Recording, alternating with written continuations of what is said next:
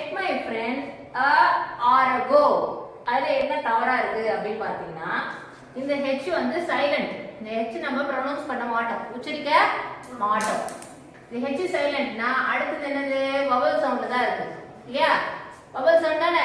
h வந்து consonant a e i o u vowels vowel சவுண்ட்ல இருக்கு. அப்ப நம்ம a போட கூடாது. an hour ago I met my friend an hour ago. a வர கூடாதுங்க. ஆர்டிகிள் தவறாக இருக்கிறது. என்ன போடுங்க? an போடுங்க. a தவறு, an போடுங்க. ரைட். அடுத்தது சுந்தர் is a honest. இங்க h வந்து சைலண்ட், நம்ம உச்சரிக்க மாட்டோம். h உச்சரிக்க மாட்டோம், சைலண்ட். அதனால நெக்ஸ்ட் பாத்தீங்கன்னா வவல் சவுண்ட்ல தான் தொடங்குது இந்த வார்த்தை. honest person. சோ இங்கேயும் ஆர்டிகிள் a தவறு. என்ன போடணும்? an போடணும். சரியா?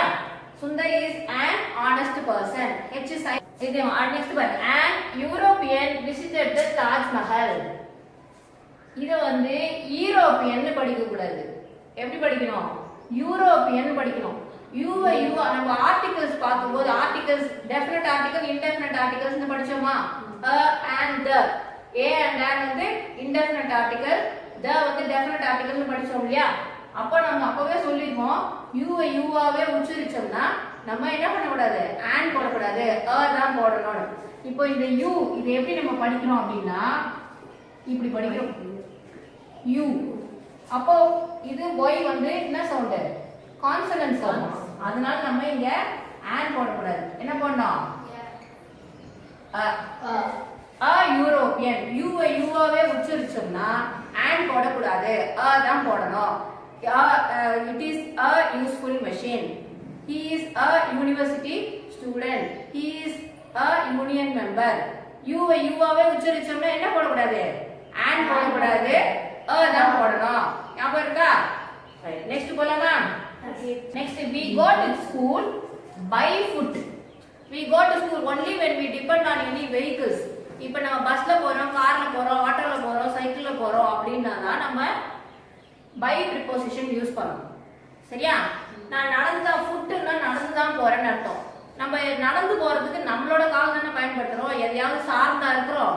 இப்போ பஸ்ல போறோம், வேன்ல போறோம், ஆட்டோல போறோம்னா தான் by van. We go to school by bus, by van, by ஆட்டோன்னு சொல்லுவோம். நம்ம நடந்து தான் போறோம்னு சொல்லும் பொழுது இங்க by வரக்கூடாது. இங்க preposition என்ன வரணும்? on போடணும். சரியா? on foot. We go to school on foot. நாங்க this property should be divided among Sundar and Santosh.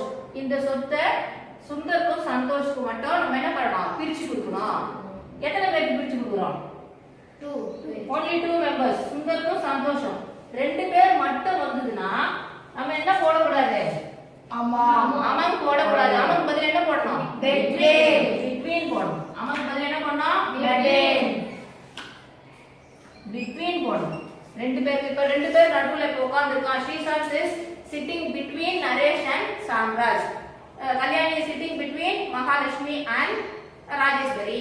ஓகேயா? ரெண்டு பேருக்கு நடுவுல ரெண்டு பேர் மட்டும் சொல்லும்போது நம்ம என்ன பண்ணணும்? among யூஸ் பண்ண கூடாது, between தான் யூஸ் பண்ணணும். அதுக்கு சுந்தருக்கும் சந்தோஷமும் இடையில பிரிச்சு கொடுக்கணும். ரெண்டு பேர் மட்டும் பிரிச்சு கொடுக்கணும். ரெண்டு பேர் மட்டும் வரும்போது நம்ம among பயன்படுத்த கூடாது, between தான் பயன்படுத்தணும். புரியுதா? அடுத்தது who is the culprit between these 7 boys? இங்க ஒரு 7 பையன் இருக்கான். இந்த 7 பையன்ல யார் குற்றவாளி? 7 பேர் இருக்கிறது ரெண்டுக்கு மேல தானே. அது ரெண்டுக்கு மேல இருக்கிறது நம்ம என்ன போட கூடாது? between போட கூடாது. between போட கூடாது. என்ன போடணும்? among போடணும். சரியா? நிறைய பேர். சோ more than 2 இருக்கும்போது நம்ம between வந்து யூஸ் பண்ண கூடாது, among யூஸ் பண்ணணும். சோ இதுதான் இதுல பிழை. Okay? who is the culprit among these 7 boys? John or his friends is not willing to attend the interview. John அல்லது அவரோட ஃப்ரெண்ட்ஸ் ரெண்டு பேருக்கும் இன்டர்வியூ அட்டெண்ட் பண்றதுல விருப்பம் இல்ல. இந்த மாதிரி ஆருக்கு அப்புறம் வருது OR இருக்கா? ஆருக்கு அப்புறம் எந்த செகண்ட் சப்ஜெக்ட் என்ன வருதோ அதோட தான் இந்த verb வந்து agrees with the second subject. friends சிங்குலரா ப்ளூரலா? friends சிங்குலரா ப்ளூரலா? ப்ளூரல். வன்மை. ஒருமையா பன்மையா? வன்மை. அப்ப is போடலாமா? என்ன பண்ணணும்? ஆர் போடணும். சரியா? ஆர் போடணும். ஃப்ரெண்ட்ஸ், ஆருக்கு அப்புறம் என்ன செகண்ட் சப்ஜெக்ட்? இது ஒரு சப்ஜெக்ட், ஜான் ஒரு சப்ஜெக்ட், ஃப்ரெண்ட்ஸ் வந்து ரெண்டாவது சப்ஜெக்ட். சோ ஆருக்கு அப்புறம் வர சப்ஜெக்ட் ரெண்டாவது சப்ஜெக்ட் இருந்தா இந்த verb வந்து அக்ரி ஆகும். என்ன? verb agrees with the second subject. so second subject friends plural ல இருக்கு, அதனால is போடாம are போடுறோம். புரியுதா? அடுத்தது either my teacher or my friends. அதே மாதிரி சொன்னல ஆருக்கு அப்புறம் எது வருதோ சப்ஜெக்ட் சிங்குலரா இருந்தா சிங்குலர் verb, plural இருந்தா plural verb.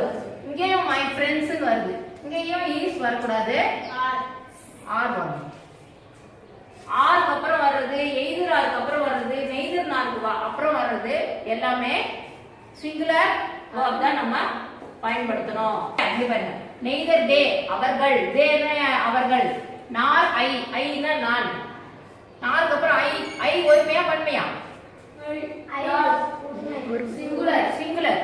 அப்ப சிங்குலர் இருந்தா வேர் போடக்கூடாது, என்ன பண்ணணும்? வாஸ். சிங்குலர் இருந்தா வாஸ், வேர் போடக்கூடாது. neither they nor I was punished. சரியா? யார் அவங்களையும் தண்டிக்கப்படல, என்னையும் தண்டிக்கல. சரி, my friends are I. ஆருக்கு அப்புறம் என்ன வந்திருக்கு? I. இந்த மாதிரி ஆருக்கு அப்புறம் neither nor either are, அதுக்கு அப்புறம் என்ன சப்ஜெக்ட், ஆருக்கு அப்புறம் என்ன சப்ஜெக்ட் வருதோ அது சிங்குலரா ப்ளூரலான்னு பார்க்கணும். இந்த சப்ஜெக்ட் வந்து I சிங்குலர், அதனால இங்க ஆர் போடக்கூடாது, am போடணும். My friends are, I am on the way to Chennai. The guru, இதெல்லாம் தான் க்ளூ வேர்ட்ஸ்.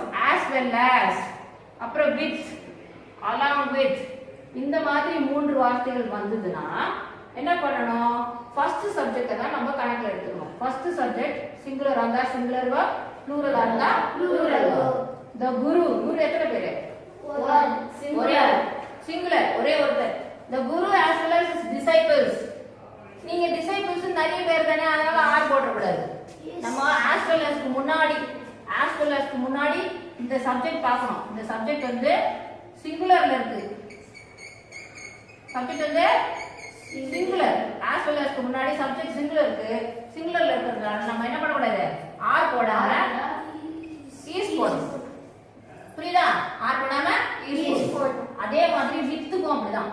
the girls, வித்துக்கு முன்னாடி என்ன இருக்குன்னு பார்த்துக்கணும். இந்த சப்ஜெக்ட் பார்க்கணும். சப்ஜெக்ட் வந்து இது என்னது? ப்ளூரல்ல இருக்கு. the girls with their teacher. நீங்க டீச்சரை பார்த்துட்டு யூஸ் பண்ணக்கூடாதா? டீச்சர் ஒருத்தர் தான் அதனால யூஸ் போடலாம் அப்படின்னு நினைக்க கூடாது. வித்துக்கு முன்னாடி இருக்க சப்ஜெக்ட பார்க்கணும். கேர்ள்ஸ் வந்து சப்ஜெக்ட் வந்து என்னல இருக்கு? ப்ளூரல்ல இருக்கு. சோ ப்ளூரல்ல இருக்கும்போது நம்ம யூஸ் போடாம, கேர்ள்ஸ் நிறைய பேர் இல்லையா, பெண்கள் நிறைய பேர், அதனால யூஸ் போடாம ஆர் போடணும். புரியுதா? அடுத்து பார்க்கலாமா? my father along with his siblings, எங்க அப்பாவும் அவருடன் பிறந்தவர்களும் வீட்டுக்கு திரும்பி விட்டார்கள், have returned home. my father, எங்க அப்பா சிங்குலர், ஒருத்தர் தான். siblings உடன் பிறந்தவர்கள், இந்த s பார்த்துட்டு நீங்க நிறைய பேர்னு சொல்லி நம்ம have போட கூடாது. along with-க்கு முன்னாடி சப்ஜெக்ட பார்க்கணும். father வந்து சிங்குலர், சிங்குலர் இருக்கும்போது நம்ம இங்க வந்து have போடக்கூடாது. என்ன பண்ணோம்? has போடணும். புரியுதா? my father along with his siblings has returned home. has போடணும். நீங்க siblings பன்மையை பார்த்துட்டு have போடக்கூடாது. இந்த மாதிரி இதெல்லாம் தான் clue words. as well as, with, along with, இந்த மாதிரிலாம் வார்த்தைகள் வந்தா ஃபர்ஸ்ட் சப்ஜெக்ட தான் நம்ம கணக்குல எடுத்துக்கணும். ஃபர்ஸ்ட் சப்ஜெக்ட் சிங்குலரா இருந்தா சிங்குலர் verb, ப்ளூரலா இருந்தா ப்ளூரல் verb. சரியா? each, everyone, one of the, nobody இதெல்லாம் வந்ததுன்னா எப்பவுமே என்ன பண்ணணும்? சிங்குலர் verb தான் யூஸ் பண்ணணும். அதே மாதிரி இங்க இடம் இல்லாதனால நான் இந்த க்ளூஸ் மட்டும் எழுதிருக்கேன், சென்டென்சஸ் இல்ல. இன்ஃபீரியர், சுப்பீரியர், சீனியர், ஜூனியர், இது எல்லாமே ஓஆர்ல முடிகிற வார்த்தைகள். சரியா? ஓஆர்ல முடிஞ்சதுன்னா நம்ம கம்பேர் பண்ணும்போது than யூஸ் பண்ணக்கூடாது, to யூஸ் பண்ணணும்.